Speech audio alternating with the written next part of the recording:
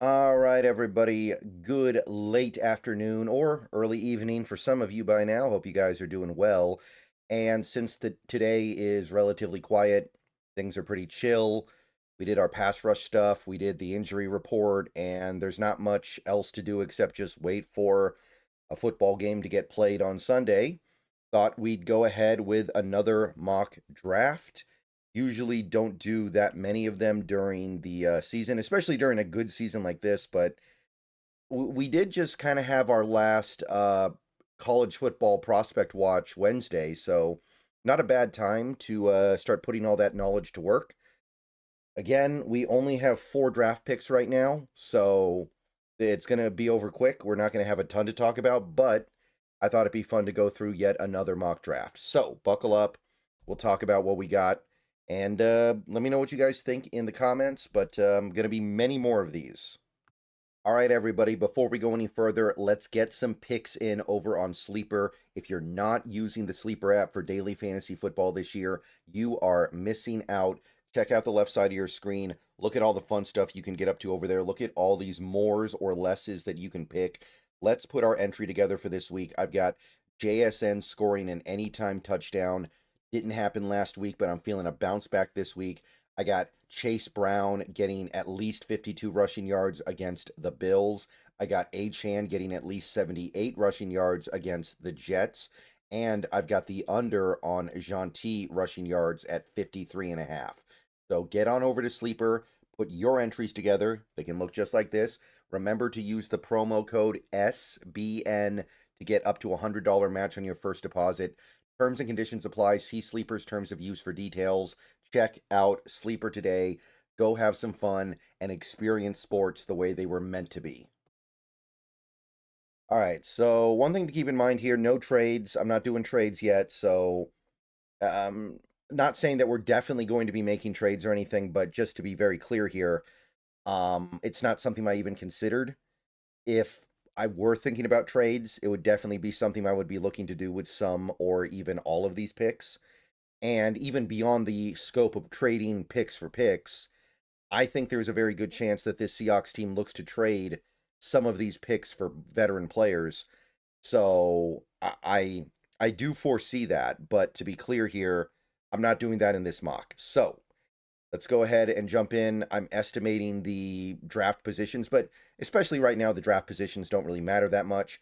First round, we're going with Cassius Howell, edge rusher from the Texas A&M Aggies.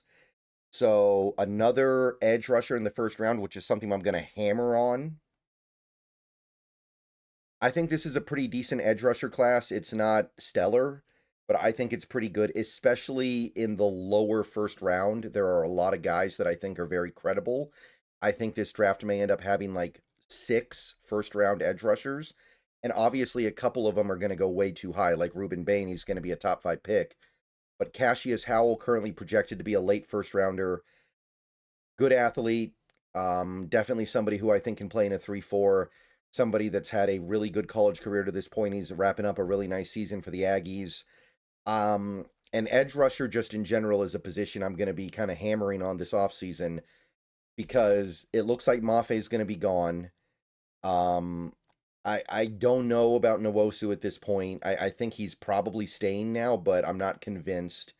There is some stuff with Nwosu that makes you wonder from time to time. And while Demarcus Lawrence is, of course, not going to go anywhere, I do think we have to be mindful of the possibility that he could age quickly whenever he hits the wall, and we need to be prepared for that. And Derek Hall, while he will be here next year, very good chance he's not here the following year. So that's your whole edge rusher room. I want to get out in front of this because edge rushers rarely produce as rookies. You usually have to give them that rookie year is almost kind of a red shirt, and then second year they take off. So Cassius Howell, I think he'd be a really good fit for this defense, especially replacing somebody like a Mafe, and I think that would set us on the right path here. Okay, second round pick now. We are going with Chris Johnson, cornerback out of San Diego State. One of these kind of late bloomers this season. Nobody was really talking about him that much before the season started, but as the season went on, he played really well. He's got like a 92 PFF grade. And I think that McDonald would get good work out of him. He's he may not be the ideal fit because McDonald likes his defensive backs to tackle, but we have so much of that with guys like Witherspoon and Eamon Worry. I think you can get away with it a little bit. Like Woolen takes it to a little bit of an extreme. I don't think Chris Johnson does. So looking at the cornerback room right now, Woolen could stay, could go. Hard to know right now. He's going to be expensive, but maybe. He's playing a lot better lately. And Job is also a free agent, so there's probably going to be some kind of absence in there. And I don't think this will happen, but if you move Eamon Worry back to safety, you have a big need at cornerback. So I want to try to add a decent cornerback if we can't retain some of these guys. And I think Chris Johnson in the second round would be a great pickup to solidify the defense a little bit. And I think that he would be a good fit, if not maybe ideal. Third round pick now. We got a third round pick. I'm going with Jake Slaughter, a center out of Florida. Probably the best center in this draft now because Connor Lew tore his ACL. It's not a great draft for interior offensive linemen. I think Slaughter is probably about the best you can do.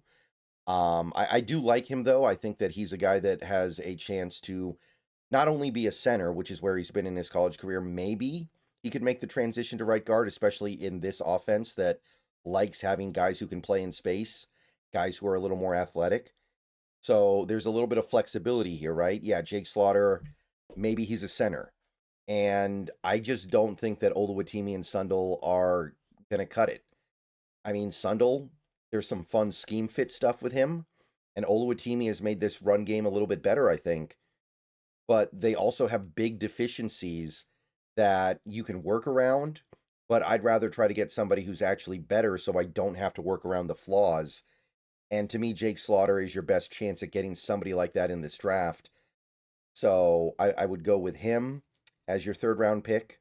I think that's got a pretty good chance to pan out one way or the other. And you know, I alluded to this, but if he ends up being the guy that can replace Anthony Bradford at right guard, then that works as well. And then you can roll with Sundle and Oluwatimi in some combination for 2026 and then try to figure it out next year in all likelihood. But I do think that Slaughter has a chance in both spots.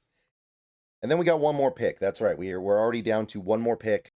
We got a running back here, LJ Martin. This may be a little bit optimistic. I think that by the time we get to the draft, LJ Martin will go a little higher than the 6th round. But as of right now, he's projected to be a late day 3 pick. And the thing with these day 3 guys is it kind of feels like anything goes. Like anything can happen with these guys.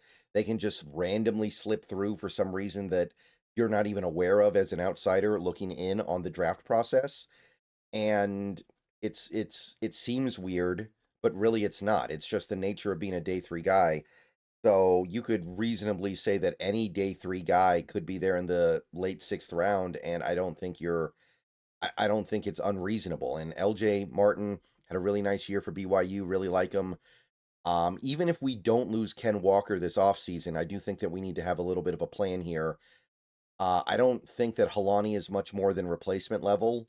I think that Kenny McIntosh, I mean, it might be a little too much. He was already kind of hurting for speed, wasn't the fastest guy in the world, and now he's got the ACL tear. You might need to think about him not really being part of the future for Seattle.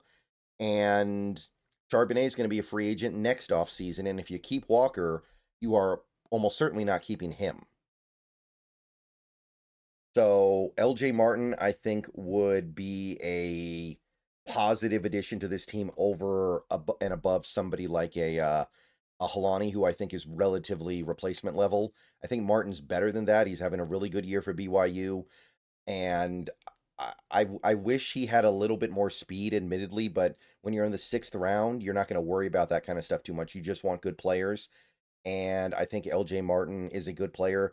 He could be part of a running back room that replaces Ken Walker, or he could be the new 3rd string running back behind Walker and Charbonnet and possibly move up to take Charbonnet's place in 2027. And again, with these younger guys, you don't want to force them into a big role immediately. You want to try to ease them in. We would have that luxury in this situation. And that's it. Those are your 4 picks. So it's not the most exciting thing in the world right now to talk about the Seahawks draft, but hey, these guys I think would help us, and I think they would help us short term and long term. So not knocking it. All right. See you guys later. Go Hawks. Probably going to be streaming on Twitch more later tonight. I did a Metroid Prime 4 stream earlier. Maybe I'll do Banjo-Kazooie tonight just to mix it up. I don't feel the need to blow through Metroid Prime, and I still do want to beat Banjo-Kazooie, and I don't want to forget what I was doing. So if that interests you at all, keep an eye out for that. See you guys later. Go Hawks. Everyone have a good night. I know we got some college football tonight as well, so enjoy that, but let me know what you think of my mock.